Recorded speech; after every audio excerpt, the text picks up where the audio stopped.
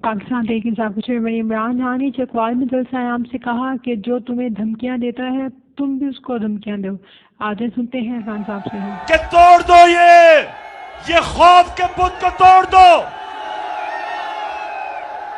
ये जो टेलीफोन आता है जी गुमनाम नंबर से धमकियां देने के लिए, वापस धमकियां दो उनको। जो डराता है वापस डराओ उसको। जो मिस्टर एक्स और मिस्टर वाई लोगों को धमकियां देते हैं, वापस धमकियां दो इनको। ये होते कौन है? ये होते कौन है आपको डराने वाले? आप हैं इस मुल्क की कौम,